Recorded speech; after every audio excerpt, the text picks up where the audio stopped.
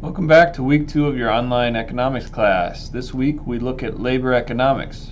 Labor economics looks at the suppliers of labor services, that's workers. If you've ever had a job, you were a laborer, and the demanders of labor services, and that's the employers, the people who pay wages to labor.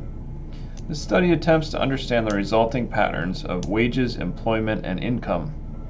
So anything that involves labor economics usually is looking at the measure of work that's being done by human beings. We're going to do this in 2 ways this week. The first will be your assignment. It's going to look at a government assistance program to see how government helps labor. And the second one is going to be your forum post on online dating to see how laborers match up with each other in a matching market. So first off, let's look at some issues and see why there is a government assistance program in the first place. So in the US, we have a minimum wage federally, and then we have minimum wages by state. You can see in Georgia there's a federal minimum wage of $7.25, but a state minimum wage of $5.15. If we're looking at Alabama, Tennessee, South Carolina, this region down here, Louisiana, a lot of these states don't have laws that apply to minimum wages, or they're below the federal minimum wage. So states have some liberties in terms of how they treat seasonal workers and health aides, people who are paid on tips like waiters, waitresses, that kind of thing, taxi drivers. The federal minimum wages don't always apply, so sometimes people aren't making enough money to survive, and the government is in place and has a program called SNAP to step in and help people meet the need where they have one financially. So there are 6 major welfare programs in the United States. The first one is TANF, T-A-N-F, temporary assistance for those in need financially is the first one.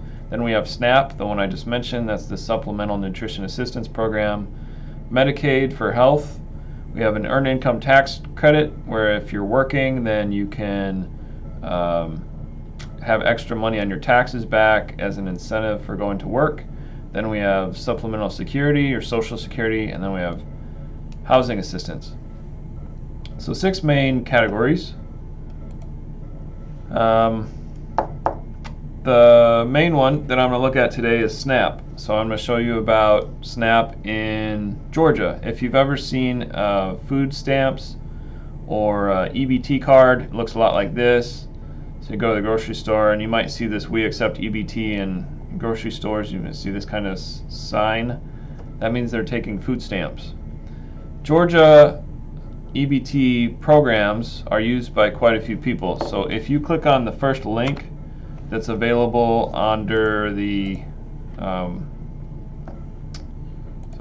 under the website here, you can see I have these links for SNAP. If you click on the first one and scroll down a little bit, you'll see a map that shows where the prevalence of food stamps is the highest, going from 1% of the population up to half. And you'll see pockets, along the southeast and in Kentucky and southwest Texas, part of Alaska, and South Dakota. You'll see that these areas have quite a bit more prevalent use of food stamps than other areas of the country. So if we zoom in to LaGrange, Georgia, or in this case it's listed as Troup County, we can see that 14% in the cities are using food stamps, small towns are around 20%, and the rural communities also around 20%. Nationally, this is higher than average. All right? So you can scroll around with areas that you're familiar with and see the usage of food stamps and get an idea of, 20% would be 1 in 5 people are on food stamps in Troup County. So in order to qualify for food stamps, you have to have less than $2,000 or $3,000 in your current bank balance, and you have to be living with somebody over age 60 or somebody that's disabled, or like a child, your spouse, a parent, or yourself. Somebody has to be disabled. okay, for food stamps. The more number of people there are in the house, the higher the income you can have. And again, you're trying to qualify in this case. You're going after $120 a person, about $4 a day for food that the government will give you assistance.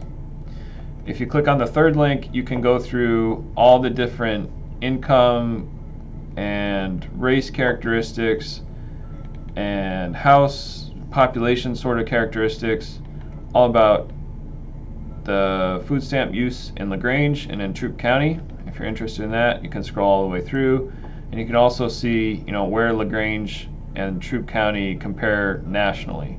It's quite a bit higher again. So if the U.S. is right around 13% on average, LaGrange and Troup County are around 18 or 22%. So that's why I'm spending time on this for your class, because it's a local issue that quite prevalent. So for your assignment, what you'll do is go to the Government Assistance Program, and your task is not to talk about SNAP in LaGrange, Georgia. Your task is to identify a government assistance program that takes place outside of the United States. So a foreign program. It should be one that you haven't heard about before and that's interesting to you, like in your research, one that you find that's interesting. You should give at least 2 sources of where you're getting your information, and then answer each one of these questions, each of which is worth 1 point. So it's going through where the program exists. That would be like what country, show that on the map, on your report. What are the services provided? Who's being served? How many people participate? Who pays for it? How do you qualify? So like I showed you how people qualify for SNAP based on income. When does the program start? Is it a successful program, and how would you know? Why does it exist? And what's the closest thing in the U.S. that compares to this foreign program? That could be something that's similar to like one of these 6. Right? If you're not sure, you can look up the closest one and make sure they match. That is your assignment for the week. That's the 10 points. And then again, try to get that in by Sunday at 11 p.m. Okay. The second part of your, I'll show you a little bit more. Okay, so if you are looking at international issues, you will probably notice that the levels of money might seem really low or very high, compared to what you might be used to receiving in the U.S. And that's normal. If you look at this chart, it shows how long you have to work on minimum wage to buy a Big Mac. Just like a 2 Big Mac patty sandwich from McDonald's. I don't eat those, so I don't know how to describe them, but I'm sure you know what they are. So in the U.S., you would have to work 35 minutes with a minimum wage of $7.25, and the cost of a Big Mac is $4.20. Whereas in India, you would have to work for almost 6 hours because the minimum wage is 28 cents an hour, but the cost of the Big Mac is $1.62. So the bigger the red circle it is, the longer you have to work and the lower the wages. The richer areas are going to be in the black and the green here. But you can pick any country you want, look up their social welfare programs, and answer those questions. And just keep in mind it's going to be based on a local amount of money that people are making. So the amounts don't have to be sensible in the U.S. It just has to be that you're describing the situation in that country in particular. Okay. Second part of what we're going to do this week is your matching markets. So you'll see all different kinds of matching markets in your lifetime. If you ever need a kidney transplant or organ donation situation, what they're doing is they're matching a donor to a recipient. And the blood type has to be correct. They got to be in the right part of the world. The fit has to be right. They're matching 2 parties together. So there's a matching market aspect where 2 parties have to come together. Okay. In the NBA draft or NFL draft, you have participants who are athletes who are all trying to get onto a team, and the teams are selecting the athletes based on the best fit.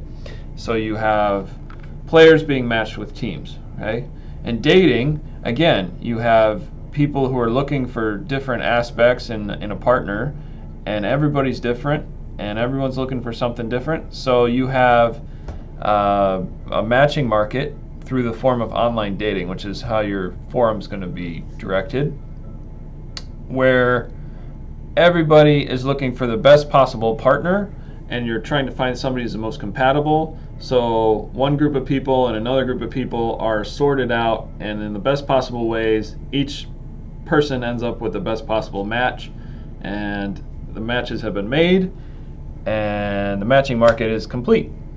So for a matching market, for your forum post, sorry, got too many windows here, you will go to your forum post, and this is having you both look at 5 different companies that provide online dating services in the US and identifying unique features and saying how that's different than a normal dating scenario in the United States. Then you're going to look at the history of online dating over the last 20 years and see how it's transformed relationships in the US, and how has the online dating company, just the industry as a whole, how have they enabled that transformation to take place. The third part is probably the most fun. You're going to design your own online dating market, name it something, decide on a unique feature, and then explain how that feature is going to help your clientele meet their most ideal partners. Just like last week, you have the opportunity to comment on your